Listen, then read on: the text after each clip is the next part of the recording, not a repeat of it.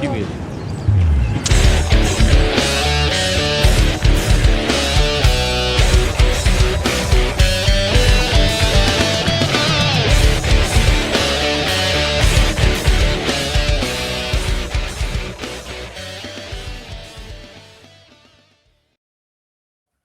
Welcome to the Prospect Warehouse podcast. This is your host, Tim Kanak. You can find me on X at Fantasy Aceball. And this is your first. It is the first Doc's Dynasty Hour is what I dubbed it in the podcast with John last time. So we're dubbing it Doc's Dynasty Hour. This is the first one, of course. We've got a Doc, that means. So you got Doc at Doc Eisenhauer on the X. What's up, mi amigo? I'm just hanging out, dude, living life. Exhausted. Gotta wake up at like 3 a.m. tomorrow or something like that. So it'll be a doozy. We'll see if we can fly through this one. Of course, Tim writes these outlines, and I don't read them. And so then I was about to read it, and he stopped me. He said, "Let's just do it live." He said, "F it, we're doing it live." So whatever he's got planned for today, it's going to be shocking, and you're going to have to listen. Yes, it's a surprise. And if you're watching on Xvision or YouTube, you can see the background is black. I'm not as good with like the fancy stuff as John, but he does have some like random templates and stuff saved on here that I get to play with. And I was like, for this, we're doing MLB Data Warehouse black. This is like dark. This is dark MLB Data Warehouse dark hat or whatever. Black hat, isn't that what they call it? Yeah. Cowboy. Come on, cowboy. You should know. White hat, black hat. All right, so we're doing black MLB Data Warehouse black. We're starting with third base. We already talked about third base redraft in the last pod with John. Since it's Doc's Dynasty Hour, we are doing third base Dynasty Rankings. And basically, what you're going to get and what we're going to do is we're going to be going through my third base Dynasty Rankings, but then Doc can poo-poo all over them. He's going to be able to do what he wants, poo-poo, say what he wants to do. But we're playing a game. So I basically prefaced Doc before we started recording, and I said in my best soft voice, "Going to play a game." You can probably do it better than me. Come on, actor. No, I can't do that. When I was sick, I could do that. I know, right? I don't remember how he sounds like. Do you want to play a game? I don't remember how. Isn't it very deep and gravelly? Yeah, he's got a gravelly voice. Wheelhouse, there's the little puppet. You got a little puppet. Yeah, it's been a while. I know. All right. Yeah. So what we're gonna do is we're gonna go through tiers. I tiered off these guys in little groupings, and basically we're gonna play MFK. And so, but we're doing this rated PG style here. So it's gonna be keep draft cut instead of what you normally think. So keep draft cut. So I'm gonna throw the first tier up here. And again, they're my tiers, so don't, if you don't like them, then blame. No, that's not the first one. Where is it? I already like it. Yeah. John's, they're all out of order. All right. Where is it? Okay. That it? No. All right. Now look, we're going to go through every single one. There it is. Boom. First tier. Okay. Well, this is a treat for the viewers, for the visual. They got everything spoiled just now. Yeah, exactly. So we got a thing. It kind of went over Doc's head a little bit. I don't know how to. I'm not John. I can't really like do this as well as him. So mind the technical difficulties here as I try to figure out the. There you go. There we go. Yeah, there we are. All right, so we have our first tier. We're gonna keep one guy, draft two, and cut one. So okay. Doc, we have number 1 for Dynasty in my rankings, Junior Caminero. Number 2, Jose Ramirez. Number 3, JJ Weatherholt, and number 4 is Sal Stewart. And you can see, if you're watching, that you've got the fScores all heat mapped out. So that's part of what you get with the prospect package. You're getting the ages of the guys. You're getting fScores. So here's our tier. Caminero, Ramirez, Weatherholt, Stewart. Keep 1, draft 2, cut 1. So, I mean, cutting Stewart, dude. This is like I know you're so in love. Like, he's got great fun upside, but you're kind of like crowning him prematurely, in my opinion here. It's yeah, it's like that meme with like the big bird and like he looks different from all the other ones, or that, or the 3 dragons and one's kind of like yeah. So he's just not like these other names here, Camp. And so the other 2 are keep, other 3 are keep, and 2 draft, 1 keep. Yes, you can only keep 1. Okay, so you're saying that like so 1 would be a keeper like that we're not letting go of, and then The other two, like you're just trying to pick up. Like imagine it's a keeper league. Yeah. So basically, the other two you're drafting, but you can't keep them. Basically, you get them for 1 Okay. year. Yeah, that's cool. Interesting. Gosh, this is just like I gotta make sure I don't homer this one because I do watch a lot of Cards games and I don't watch any Rays games. I don't watch a lot of them. Pepiot, if he's on the mound, I'll watch it. You gotta just draft Jose Ramirez because of his age at this point, but he's not slowing down. I think we keep waiting for him to slow down. It's gonna happen. Father Time remains undefeated, so he wouldn't be my keeper between Caminero and Weatherholt here. I'm just like looking at Caminero's Savant page. It's crazy to see that his launch angle sweet spot's to the second percentile. What does that mean? Like, does that mean like he's got way more upside? Like, what happens if he gets to like 50 percentile? Like he's not even doing a good job, hitting the best angle possible, and he's still cranked 45 home runs as a 22-year-old. So, like, is this a 60 home run bat? I don't know, man. Like, I think I might have missed. I was never super excited about him. I just didn't know what to believe. I'm like, could he really have that much power? And it looks like he actually does. So, what's his ratio upside might be another question. But if you're just making such elite contact, and he was only striking out at a 19% clip last year, like his OBP, maybe he's never an OBP king. Is my concern if you're in an OBP league. But that OPS will just be so sweet. If you play in an OBP league, it's the only time you can go with JJ. Otherwise, I think you got to keep Caminero. And I got to that conclusion. If you're like OBP is like, I do play in a league where it's not, I played in a couple, I think I'm dropping one, but I played in a couple where it was only OBP, no average and no OPS, just OBP. In that league, I think I'd go JJ just because he's going to be so elite with the ratios, probably steal a bunch, but maybe JJ's peak season's like 30 home runs. AKA Caminero's like worst season from now on out, probably until he's like 39. Or for like points, I suppose. There's a case for JJ for points leagues. Like you see the plate discipline is a 121. Depends on the format. If they reward home runs a lot, nah. Yeah, exactly. But if you get points for like walks and like the leagues where you get points for not striking out, that's like a big boon, right? For someone like JJ. Those are the leagues where like Steven Kwan is like the top guy in the league, and you're like, what the heck happened here? But there are points leagues where that happens. So like for non-strikeouts and then walks. So yeah, I'm right there with you. I would do the same thing, even though I love my boy Sal here. And in tier 2, you might even have, you might be like, I would have some of these guys over Sal. So I'm interested to hear what you say on the next tier. Let's see if I can get this one right. Is it this one? No.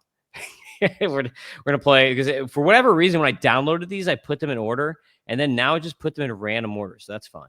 But we have here tier number 2 is also going to be the same kind of thing. We'll keep 1, draft 2, cut 1.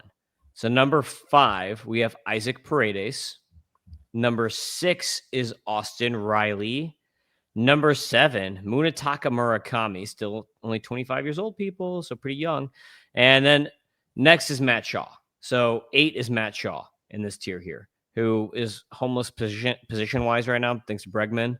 So I don't know, like ultimately if he'll keep third base eligibility or if he's going to be second or outfield or what.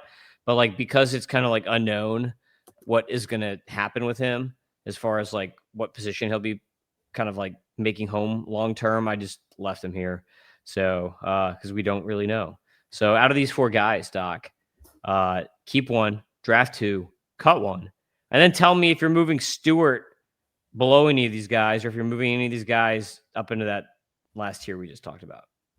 Oh man, it's rattling how bad third base is right now in terms of depth. I don't think these guys are like necessarily my next tier. Like I'd rather have Caleb Durbin than we're not gonna talk about Durbin yet. We'll get there. Murakami, I think I gotta cut him. I think I'm the low guy on him. Just the fact he's 26 now, by the way, that's not like the killer for me, but he is not 25 anymore. But he's got a bad hit tool in like a league where the pitchers are worse. And he's going to come over and go into a bad development org for hitters. And he's going to not have a lot of good counting stats. And we'll see how does he do like when he's not the king of the castle. How does he do when he struggles immensely? This doesn't, and I don't want to be the guy who says he's not going to have a career because it just might take a while. which with his age being 26, that's not the end of the world that it takes him a couple of years, but he'll be a late bloomer, right? And people will get tired of him. There'll be some new overseas signings and they'll forget. And so there'll probably be a buy low opportunity for that 146, power score. That's pretty crazy. Like the power is undeniable. It's just a matter of how will he handle this elite pitching for the first time, really over a sustained period of time. I know he played in the WBC and all that, but this will be the real deal in the bigs, different culture, different environment. He's going to be in a new, he's going to be in a new home and across the world. I don't think it'd be easy for me to go over to Japan and just try to play baseball there, mostly because I'm not that good at baseball compared to these guys, yeah. Like in terms of like church league softball, like I'm solid, but professional baseball, Murakami's probably got me beat. So yeah, he's a cut for me. His comp is me. So that's terrible. Hey, when you cut him, do you get to cut him with a Fruit Ninja samurai sword? With a what do you call it? A katana. Yeah. Dude, what's gonna happen with Matt Shaw? I just don't know what is the deal. His metrics don't look great, but he just still seems like he'll be a ball player to me. His sprint speeds were great. Like his strikeouts and his walks, like they weren't horrendous, but his bat speed, like he doesn't seem like he's going to be a freak hitter or anything like that. And I think that was always kind of a suspicion. That said, 13-17 in your first season, it's actually a little bit Durbin-ish, funny enough, but with worse ratios. So we'll see. He's still young. 24 years old. He's going to have to improve in his second season here. The Cubs are going for it. They're trying to make things work here. So they may end up moving him. They got great contact rates, but they may end up moving him. I don't think he could be a keeper, though. Not as of right now, out of these four guys. And I never want to like Paredes. I want to go to Riley next, though, because I want to see like just how likely. Because my gut says Riley. Yeah, Riley. Riley's the keeper. His metrics are still what I thought they were. His strikeouts, he's not over 30% strikeouts. He needs to stay healthy, right? He's kind of flirting with 20 home runs the last couple seasons. But, it's if he can get, and maybe he's never getting 37 with a 281 average again. But if he can hit 25 home runs, 260 average, 320 OBP, high 700s OPS or 800 OPS. Look at the rest of these third basemen. Like, doesn't have a lot of competition right now. So, yeah, he's not as sexy as he once seemed. I didn't realize he was so fast. He doesn't steal bases, but he's actually pretty fast. I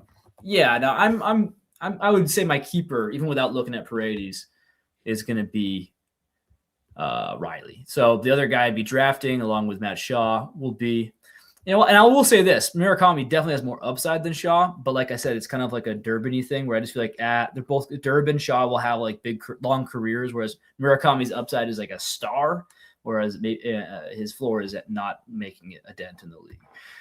Paredes, he just does his thing, right? He's kind of classic. I do like it, like the fact that it works because it's funky. He gets results. He just yanks them, right? It doesn't strike out, takes a lot of walks. But just like the least freaky athlete of all time. Still, yeah. Isn't that weird? How is he 26? How is he only 26? He's been around for a long time. I think it doesn't seem right. He's either 20 he's 32 in my head.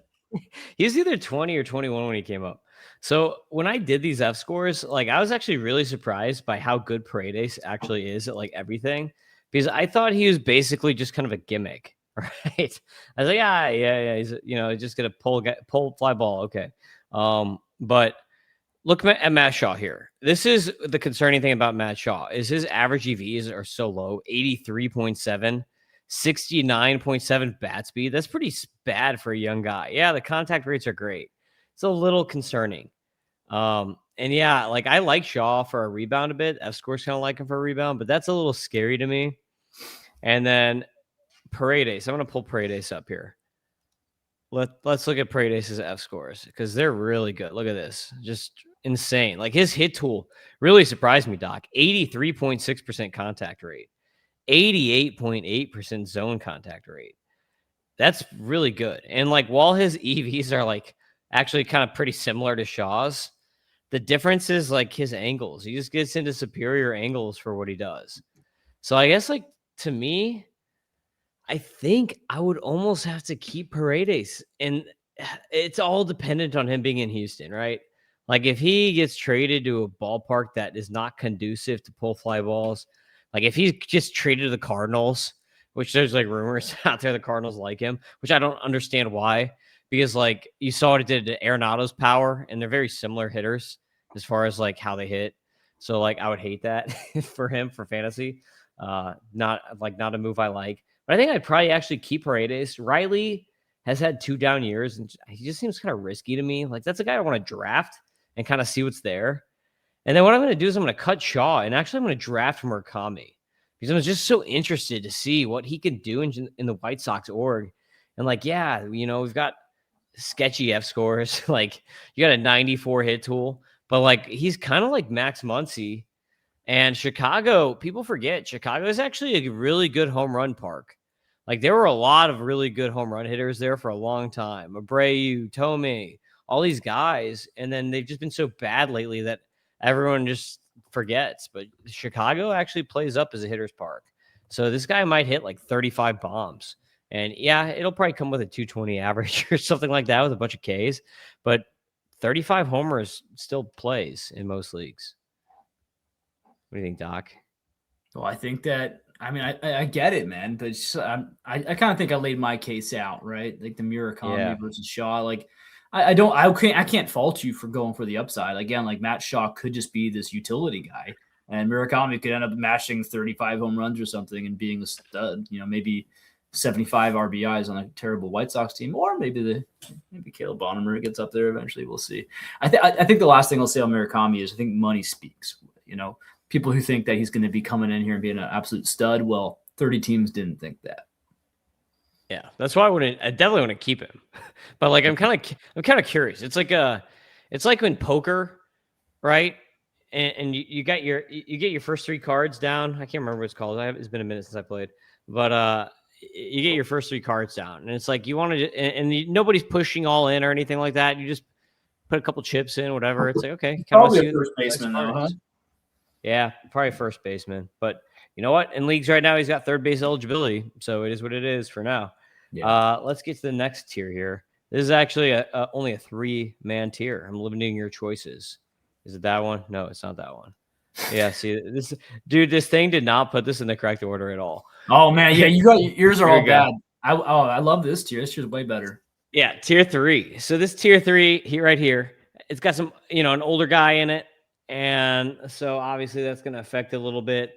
And these are pretty close here. And I tried to make the tiers too, so they're fun to make them interesting. So I actually did do some movement just for this exercise here. But we got here, keep 1, draft 1, cut 1. Manny Machado is first here. So he's going to be number 9. Michael Garcia, your boy, is number 10 here.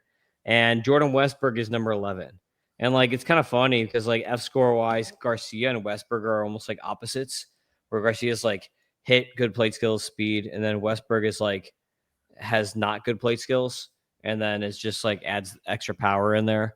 So kind of interesting tier here. You got a couple guys, Mike Health 26, Westberg 27, Machado 33. So obviously Machado's really good, but he's older. He's, the Padres are going to be worse. And when you're thinking of dynasty, you have to think with guys who are 33, how many years of production are you going to get on? This is not redraft, right? You're not getting it for 1 year. You're thinking about 2, 3, 4, 5 years in dynasty. So what do you got here, Doc, between these 3? Yeah, it's an easy tier for me to call. So Westberg is not anywhere close to these guys. He can't stay healthy. He's never, he's not hitting, 17, 18 home runs. Okay. But he doesn't take walks. His OBP is extremely limited. So, yeah, this guy, yeah, he just, of course, if you're prorating this and you get him to a whole season, what's he looking at here? 25 home runs. Okay, now we're talking, but it's he has to do that, right? You can't just say what if. He has to be able to do it. It's a real thing. Matthew Liberatore. I'm taking some flack for some aggressive trades I made for him last year. And I'm like, hey, dude, if you prorate the early part of the season, what if you got hurt? If you got hurt halfway through the season, people will be calling him a breakout this year, breakout pick. But he didn't. You got to be consistent throughout the year. You got to earn New it. pitch. He's got a new pitch. He does? Yeah, he Dude, would. don't give me Liberator. Don't give me Libby Fuel. He was on Cardinals territory, and then he was talking about how he has a new pitch, and then he wouldn't tell them. They're like, "What is it?" He's like, "I'm not telling you." He's like, "I don't want anybody." He's like, "Nobody's gonna know until spring training." Dude, that's amazing. Yeah, I'm gonna be blasting that to everyone, and just to be really annoying. No, you can get him for free right now. Okay, but Westberg, yeah, he's got good sprint speed. I'm guessing his injuries like kind of kept him off the base pass last year, but even the year before, he wasn't running that much. I don't know. What is he? Is he a 2010 guy? He hasn't been either yet. He's still 26, so there's time. Good lineup. The lineup's getting better again, so just stay healthy, get some counting stats. But I think the floor, I think the ceiling, I think the ceiling is limited, and I think the floor is lower. So out of here. Maikel Garcia, it seemed like you thought they were kind of similar. I do not think that at all. I think Maikel Garcia is like a star. He's a star confidently already. There is superstar upside, but it relies on him. It depends on what path he takes, because you have his 89 power score here that doesn't line up with like actually like his power. Like his exit velos are consistently extremely high, above average is 91. He smacks the heck out of these balls. He makes a ton of contact. Look at the Savant page. Like he's one of the best pure hitters in all of baseball. That never strikes out. And the problem before was he wouldn't take walks. Well, now he's walking. His sprint speed's fine. His technique is obviously pretty good. Because let me look here. Yeah, his sprint speed's never been like amazing, but he's still 37 in 2024. So even if he never does that again, he could get to 30. So 16 home run. He went 4, 7, 16 home runs here. The power's always been there, but it's just been like his angles, his decisions, right? His approach. If he just decides if he decides, oh my gosh, and I'm forgetting the key part here. The fences are down and in at Kauffman as well. So you're automatically seeing a little boost here. He may decide to, I hope he doesn't totally go the other way with it and like turn into like a 260 hitter again. But he could be like a 280, 290-ish hitter with 20 plus home runs and 30 stolen bases. Apparently he's taking a walk, so good OBP too. Like this is a guy, and like frankly, with his EVs, 20 may be low. Like he could get to a 25 power one day. How old is he? 25. So like this could be, and he's Ronald Acuña's cousin. Like it's clear, like bloodlines aren't everything, but he's got something. He's special. So I think everyone's still underrating Maikel Garcia. He's my keeper. He's my keeper for sure. And then Machado, I would just say that he is I think he's been underrated for like 5 years or something. It feels like for a while now. Everyone's been waiting for him to fall off. He refuses to do so. He's so consistent, stays healthy. He's actually more healthy than he has been in a couple of years, but he's always pretty healthy as of late. Roughly 30 home runs every year. He actually stole 14 bases last year. It's kind of funny. Didn't see that. I didn't really register that. His metrics are all great. He stole 14 bases with a 13th percentile sprint speed. Technique, folks, it'll get you places. So he's still great. Draft him. Heck, if he's your keeper, if it wasn't Maikel Garcia, if this was the last tier, Machado's my keeper. But in this one, it has to be Maikel because his upside is phenomenal and his floor is really solid. Yeah, I agree with you. I'm doing the same thing, but I am going to put a little, I guess, cold water on Maikel, or kind of defend the fScores, I suppose, with the 89 power score. One thing to remember with the fScores is that it's taking past data too. It's not just the previous season. So it's going to be weighing in 2024 where he only had a 101 ISO. It's going to be weighing in 2023 where he had an 86 ISO. So even though he did have like this major power uptick last year, the fScores are going to be based off of multiple seasons, not just one season. And fScores also take barrel rates into account for power, and barrel rates are actually pretty low for him. So that's the one thing that because he does hit the ball hard, but he's not barreling it up as you would like to translate to more power. Home run to fly ball rates are also pretty low for him. So, he needs, if he wants to hit 20, 25 homers, it's an angles thing for him. It's not hitting the ball harder. He's hitting the ball hard enough, but is getting to superior angles and like trying to figure out how he can get better angles for power if he wants to hit for more power. But like you said, if he hits for more power, is that going to affect the batting average? Do you really want, is that something that the Royals want him to do as the leadoff hitter for the team? They might not even want him to do that. They might be like, dude, just keep doing what you're doing. We know, you could probably hit 20, 25 homers, But if you do, you're going to be sacrificing batting average, and you're our leadoff guy. We want you to get on base for pass squatch or whatever, right? So like, there's a real possibility that they signed him now long term. That they're like, hey, look, like we already paid you, so like you don't have to work to like hit homers for a contract. Like it's not going to help. So just like help be a team guy now or something. So I don't know. Just some thoughts there from Michael.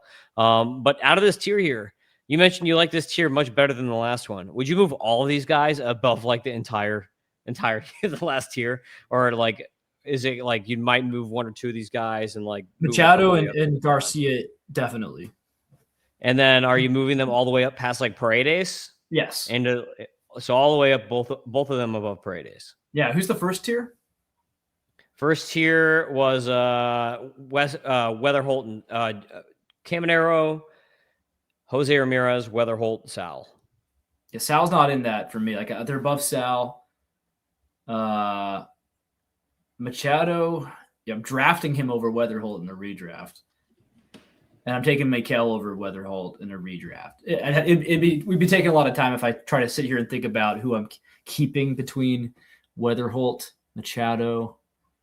No, Weatherholt or Mikel would be a tough one for me, but we can get into that another time for who I'd be keeping. I have those guys way higher. So everyone remember, Doc has never lost anything he's ever played in his life. So, so listen to Doc. This is Doc's Dynasty Hour here. Yeah. So take heed, people.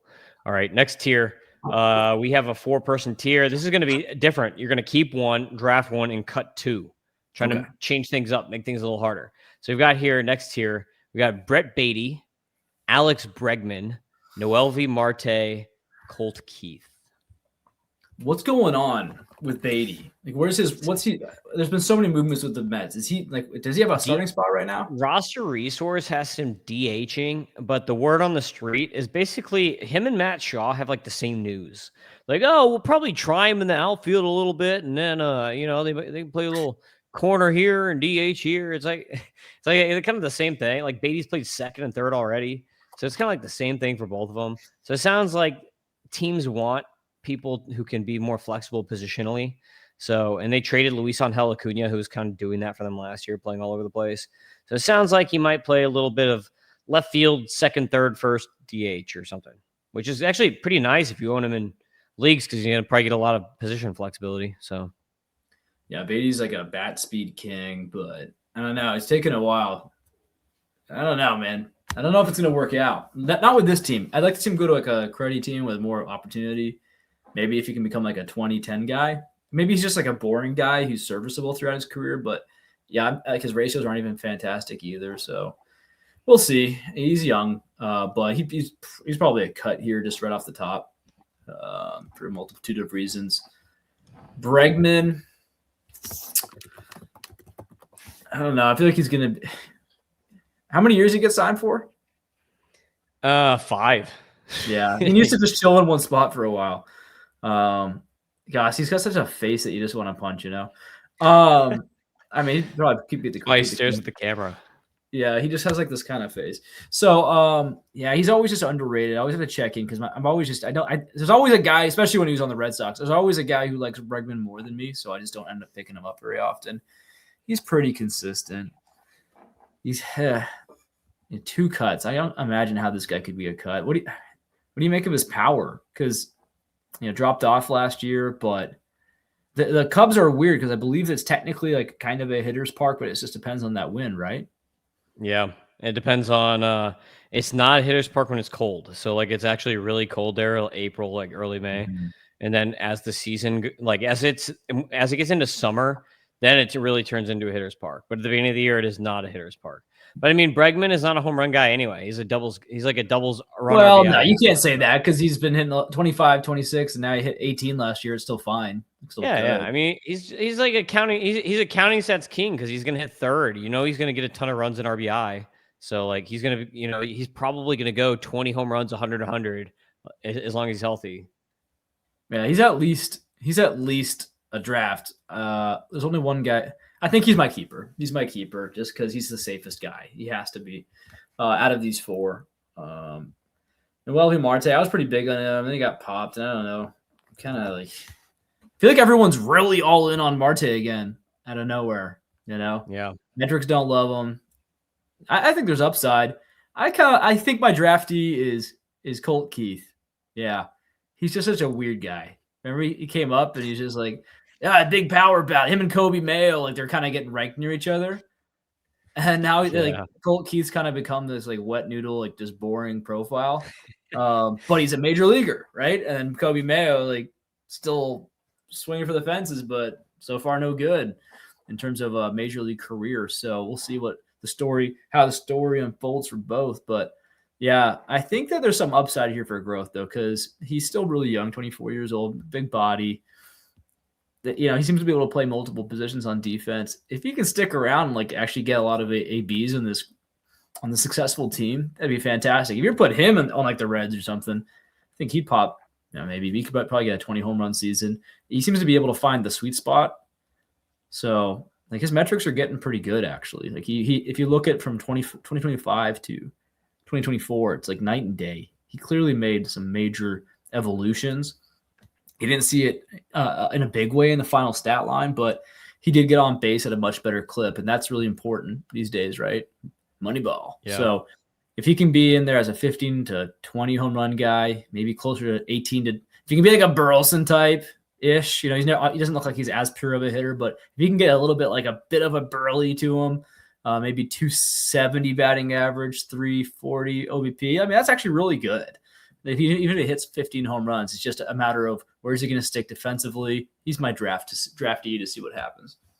I actually really like that comp. I think that's like a really spot on like comp. Is he could be like Burleson, because Burleson, remember too, was kind of slow out of the gate. And he didn't get full playing time, kind of like Keith, right? Like they both didn't get full playing time. They're both lefties. Like Keith is probably a better athlete and has a bit higher pedigree.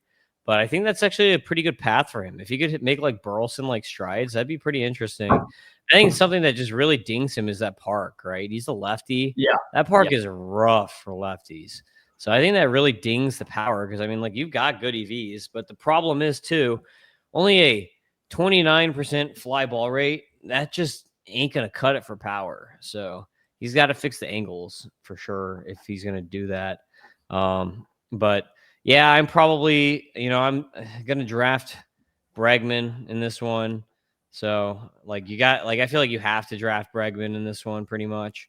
So I'm drafting Bregman and then I'm like, okay, who am I going to keep here between these guys? Like, I don't want to keep Bregman because like 34, 35, like he's the type of guy where he'll probably be okay when he's 34 because he's like hit first.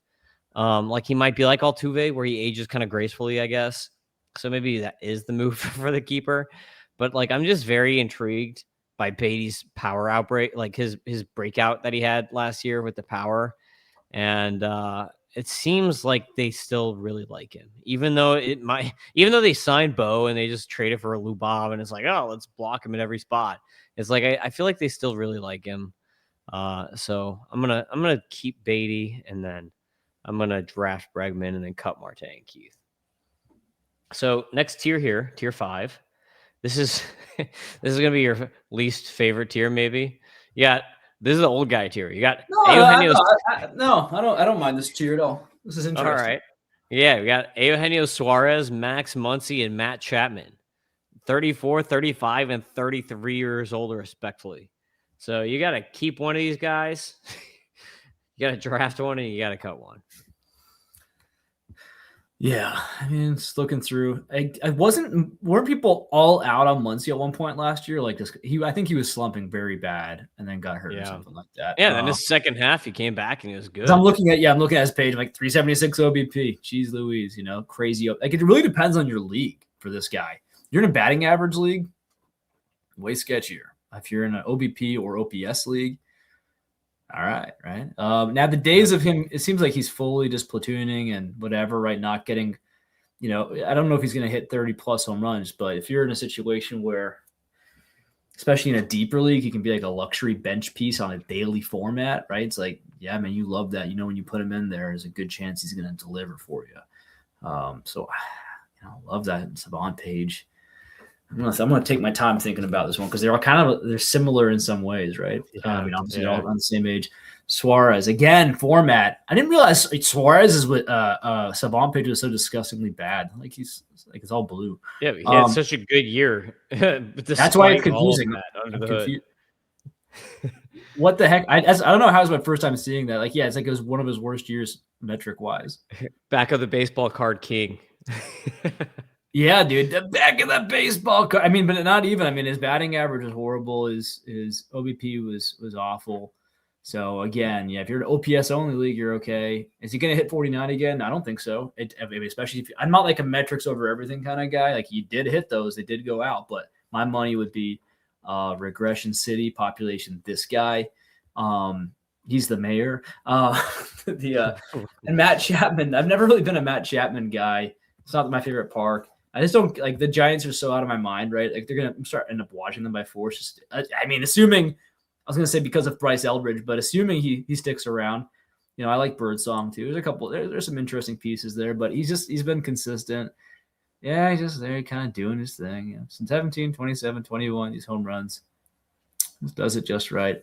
Yeah, I'm starting to like as I'm talking about it, you're convincing me I don't like this tier that much.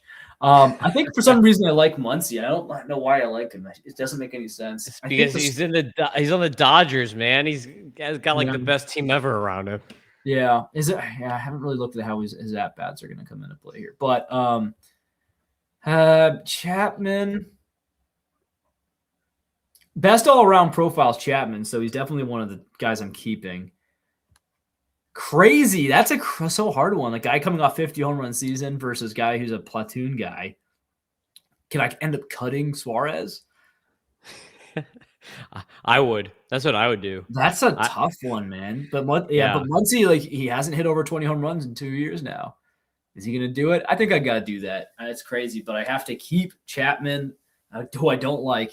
Like he's just like a boring guy to me. And then, I'm drafting Muncy because I just love that. I play in a lot of OBP and OPS leagues. And then Suarez. Hope you don't hit 50, but I'm cutting you, dude. Yeah, I mean, we don't even know what team he's on, and he goes the Athletics. Okay, yeah, exactly. Yeah, 80 home runs. Yeah, if he's with Athletics, but watch like the Angels or someone will get him, and it's like, I don't know. He'll be right next to Joe Adell, and you'll just have those two guys up back to back, and you're like, okay, one of these two guys is for sure striking out right now. Yeah. But I feel like Muncy with this Dodgers team right now is just like you just want a piece of that team. If you have no Dodgers, then you're like, okay, I gotta get a Dodger here. I don't even care who it is, just give me one. So that's why I'm doing the same exact thing. So next tier here is kind of a funky one. We got 5 guys. So like the burgers, baby. We got keep 1, draft 2, cut 2. So you've got here Connor Norby with the Marlins, Kazuma Okamoto with the Blue Jays. Hold on. I missed the thing I'm doing. 2 cuts and 2 what else? Yeah. Keep 1, draft 2, cut 2. Thank you. Yep. So we got Connor Norby, Okamoto, Royce Lewis, the walking injury, Jordan Lawler, and Marcelo Mayer. So you got 5 guys here. And I had to have Jordan Lawler and Marcelo Mayer right next to each other because they were drafted, I think, back-to-back too. So it's just like poetic justice there with those 2 guys. But, keep 1, draft 2, cut 2. Cut Royce Lewis. This is not healthy. I don't trust him. How does he have a 104 durability rating? Change your metrics, change your formula.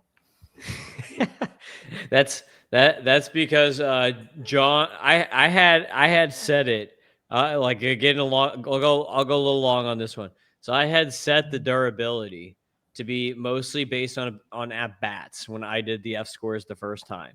And then John is like, we need to have something in here for like bench players and stuff who come off the bench. So we've got to add in a factor for games played too. So he added in a factor for games played, not just at bats. And that's what's bumping his durability there. And of course, again, it's over a course of multiple seasons, not just 1 year. Okay. That's a lot of words. His durability is bad. So ignore that. That was That's a very good system, folks, but you got to use your brain on that one. Gosh, this Okamoto guy. I don't trust his face. He looks like he just came out, had too much sake or something, That could be a good thing. I don't know. I mean, he looks a little bit frisky in that baseball reference picture. He's ready to rumble. Yeah, I don't know. Like, this guy comes over. He's about to be 30 years old. It'd be cool if he's good. I don't know, man.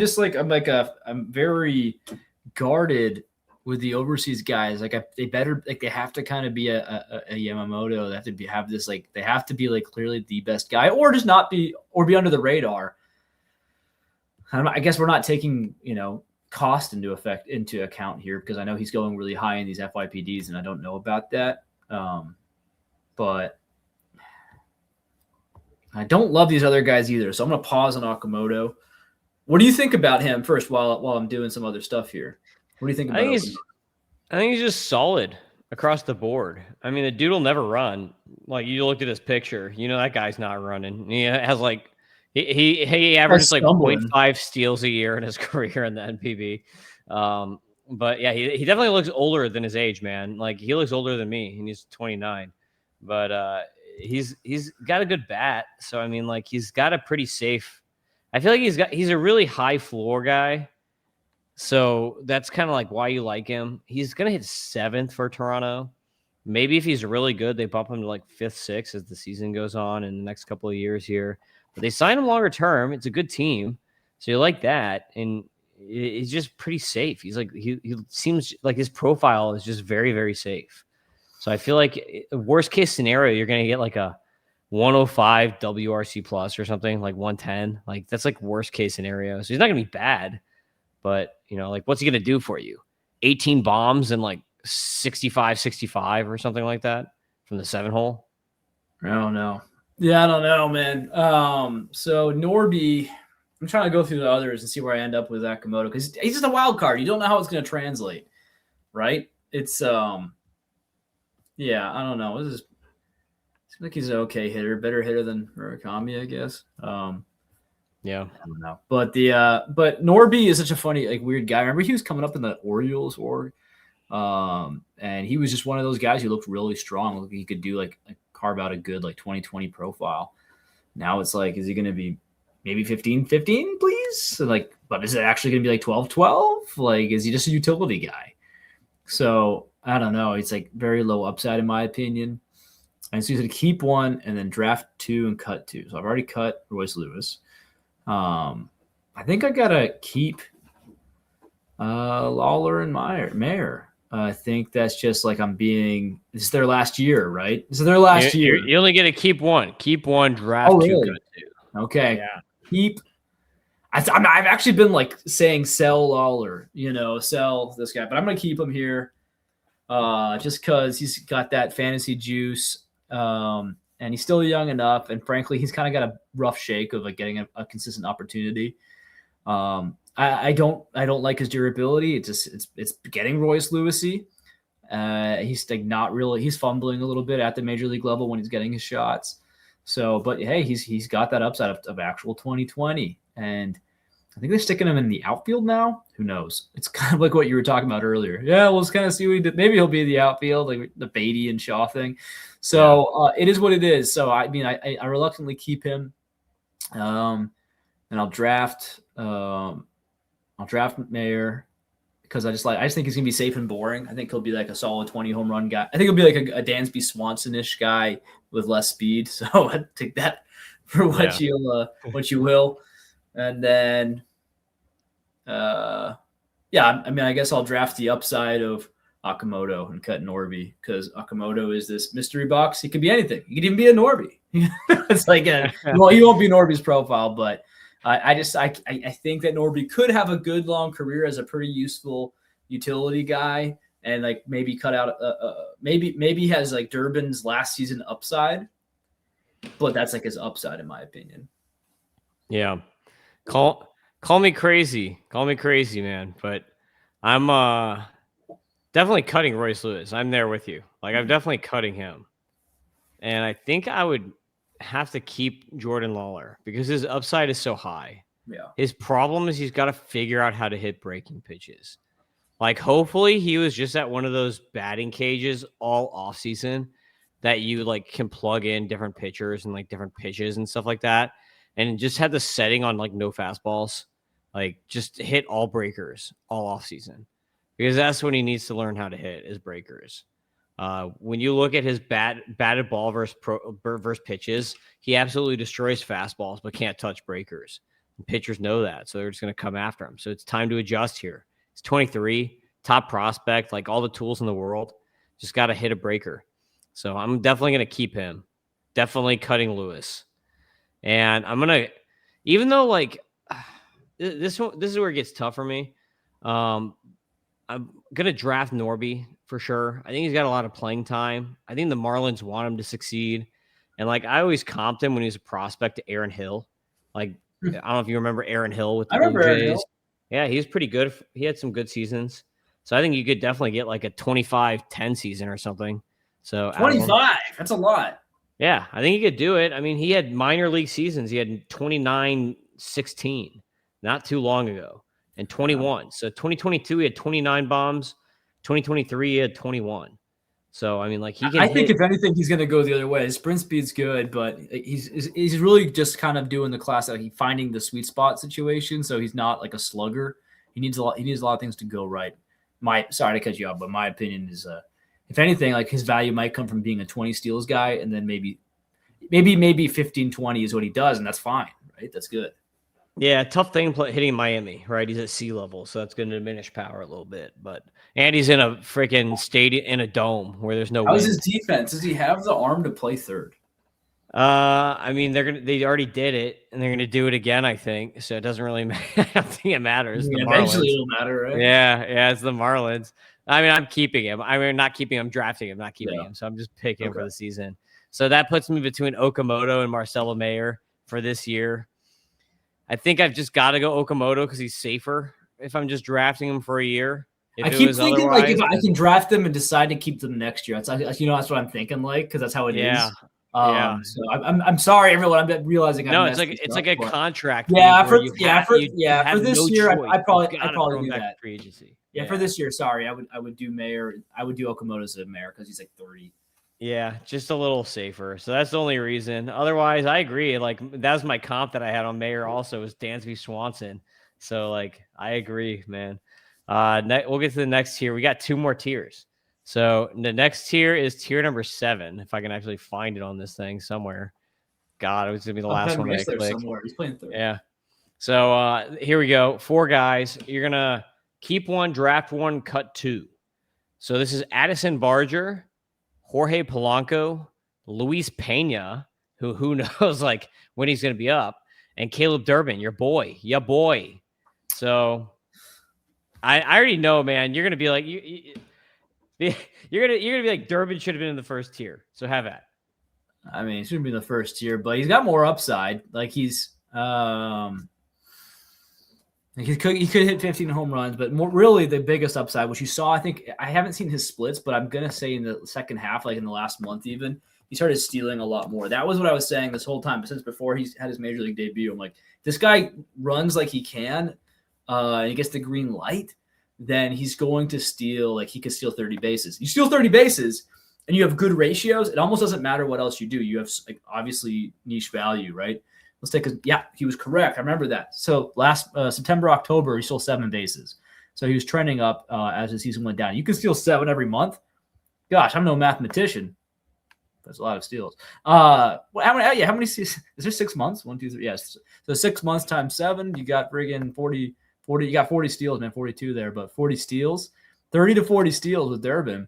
Obviously, I mean, he did it for 1 month. It would be a lot. You got to stay healthy. You got to be playing well, but you could do it. And he's got a good profile. And I do think that everyone thinks, oh, well, that was like kind of like the peak. That was peak for Durbin. I'm like, what do you mean? He's a kid. It's like his rookie season. Like that you do see that sometimes. So it's not out of the realm of possibilities, but like you look at his Savant page, it's a funny one. I love it. He's just so niche, right? But he's just a pure hitter. He doesn't strike out. In fact, if you want to look at something else, he knows how to take a walk. In the minors, he took more walks.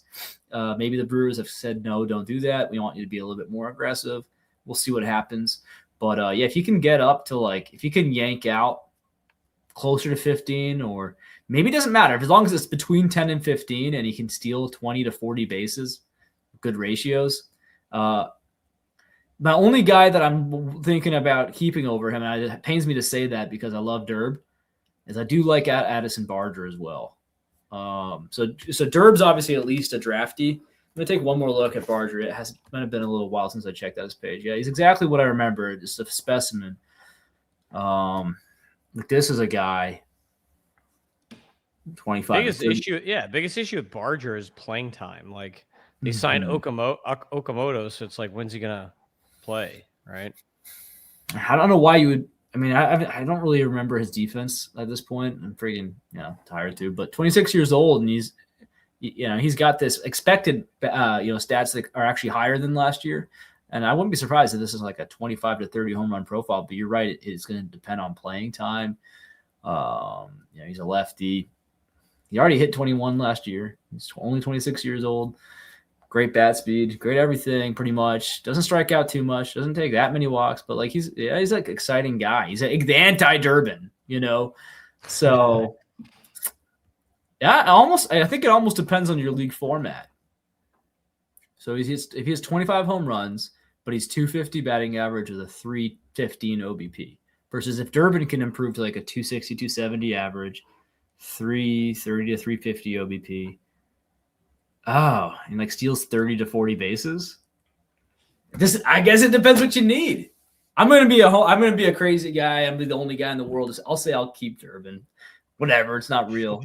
There's no gun in my head. Screw it. All right. So you're drafting Barger then? 100%. And then that forces me to cut. I think Polanco does he not have durability issues? I could have sworn he did. Maybe it's just I owned him one year. Yeah, it's like every other year. Like last year he was healthy and he was pretty good, but it's like every other year he's hurt. He's always like when he's been healthy, I think he's pretty much, except for in 24, he was kind of bad. But even then he hit 16 home runs. But he's always had some good upside. So he's been around for a while. That seems like that was kind of a career year, 26, but he's in a great spot this year. We'll see what happens. Metrics like him. I hate to cut that. Some people probably, I don't know. I don't know why you shouldn't cut Durbin over him. I think so many people play as if bat speed is a fantasy category. They get so lost in the savant sauce. They see a guy with a weird profile like Paredes, I'm guilty of that, or Durbin, or even Michael Bush, right? Michael Bush got, I was doing a podcast last night and I was pointing out, Michael Bush, despite his terrible bat speed, and they're like, really? And they looked into it and he's like, oh, I didn't even know. I'm like, yeah, it's like random, but he just makes it work.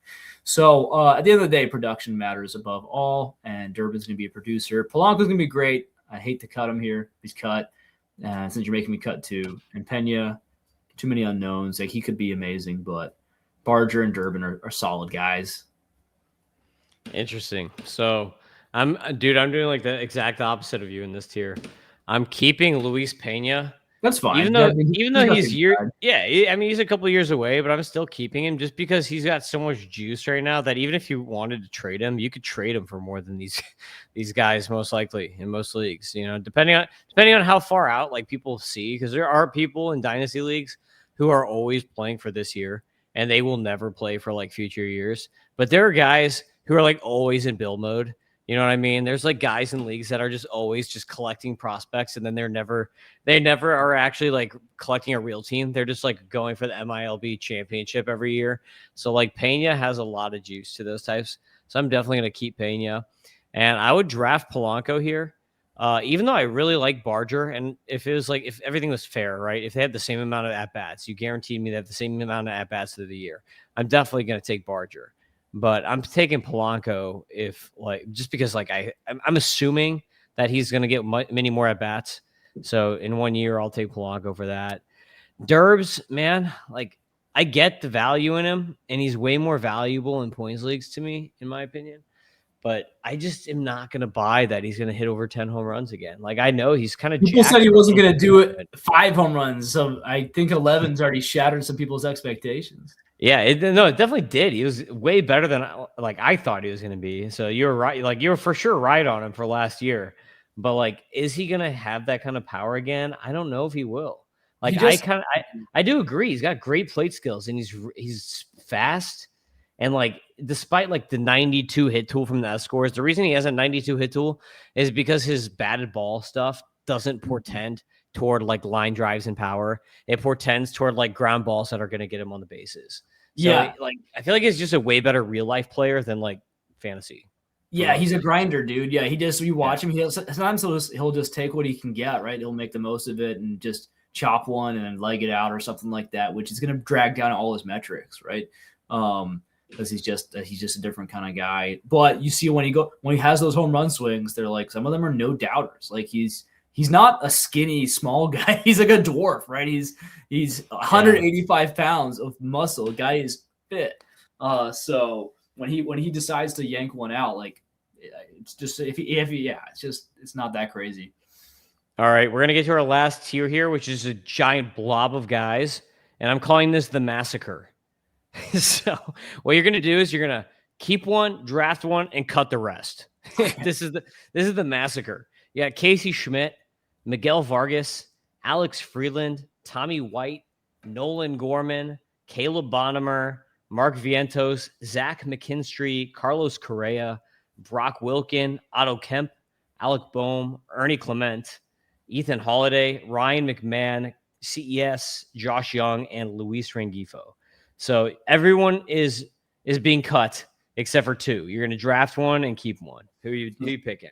The draft sound. So you're telling me that the draftee is playing this year. I can't keep him after that. Yeah, you can't keep them no matter what. They're thrown back to free agency no matter what. Well, and you can't go with like an Ethan Holiday there, right? You know, you got to go with Mark Vientos there, in my opinion. You got to go with him. He's such a weird guy, and I don't like him long term for fantasy as much as I do now. He still has the third base eligibility, which makes him. I don't think he's going to be there long term. I don't think anyone thinks that. But for right now, it's such a shallow position. Yes, draft Mark Vientos 1,000%. What happens if he doesn't? Like he was flashing it again for like, what was it, like August or like early September last year? I was like, yeah, it's okay. He's back. He's going to hit 30 home runs again. And then he just kind of became bad. I don't know. He's got it in him. Maybe just New York's. I thought he was the ultimate Met guy, thought he kind of fit in right, but it's not working out all of a sudden. So we'll see. Maybe it's a reset somewhere else. But Mark Vientos drafting him this year, just knowing what we can get with him. It's kind of the same deal you'd be going with by gambling with Gorman, who seems like he'll get one more chance. Seems like it's been one more chance for a couple of years now. So we'll see. But yeah, and now shout out to like Clement, Baum, and McMahon. These are underrated guys too. But I think Vientos just has that. He's got more oomph. In a points league, maybe you go with a Clement. Clement's like sneaky in that kind of format. But I go drafting Mark Vientos and keeping. So now maybe I'll have fun here and I'll pick a prospect. It's interesting because Wilkin could easily be up this year. Has big upside. But Ethan Holiday is Ethan Holiday. Caleb Bonham is pretty great too. So those are my three candidates for keeping. I'm pretty sure Ethan Holiday has the most upside. He's the furthest away. What's the league format? What's the league? No. I'll just make it easy on the format. I'll say how many teams are in this league? We'll say 15. So if it's 30, it's Ethan Holiday. If it's 20 or less, Brock Wilkin. 20. What if it was like in the middle there? Maybe it's Caleb Bonham. Probably not. I think Bonham and Holiday have like the same amount of development left still. They're probably gonna be similar. And I think Bonham is gonna be really good. I just don't know if he has that sheer raw power that Holiday possesses. He might have more of an approach, more stolen bases, so he could end up being better from a fantasy perspective. But Brock Wilkins almost in the bigs, and he's got 35 home run power at, as far as I can tell. And he's not just like this. He's not a Mark Vientos where it's so risky that he could just bottom out of the league, like a Joe Adell kind of thing. It's like, this is like if Joe Adell was on any other team, imagine Joe Adell was on the Mets, like he wouldn't be like, his career would be over probably, right? He would have been jettisoned to the Angels. He'd have been traded to the Giants. Yeah, no, to the Angels. That was where he was always destined to be. And so, you send Vientos to the Angels. That'd be so much fun. Just swing away. Just see what happens. Brock Wilken though, like he doesn't have a terrible approach. Like he takes a ton of walks. It's actually an issue of just like swing the bat a little more and find, pick your spots, because when he makes contact, the quality of contact's out of control. So really cool. I think that Brock Wilken in 20 teams or smaller, and then Ethan Holiday for the long play. So I cheated the system. Yeah, you cheated. I like it. But it does matter, and that's a real answer. I would definitely gamble on Gorman, just because like the rest of these guys, it's like, what's their upside? So I would definitely be gambling on Gorman here because he's gonna play this year. So I'd be like, why not? And then for keeper, I would keep Bonnemer. I love Bonnemer, a big Bonnemer guy. I think he's basically gonna be like the next, or like the righty Gunnar Henderson. So huge fan of Bonnemer. So that's the end of the podcast. We will see you next time. Follow Doc at Doc Eisenhauer. Follow me at Fantasy Aceball. Make sure you subscribe to the MLB Data Warehouse. And when you subscribe, tell John it's because of Doc and Tim. Because according to John, he doesn't think he owes. He's trying to keep Doc a poor man. He doesn't think he owes Doc any money because he said a bunch of people have signed up. I know a lot of them are because of you guys, but nobody said when they sign up specifically it's because of you guys. So help Doc buy some whiskey. Let's get Doc some whiskey. Buy him a whiskey. Sign up for MLB Data Warehouse. All right. Peace out, everybody. We'll see you next time.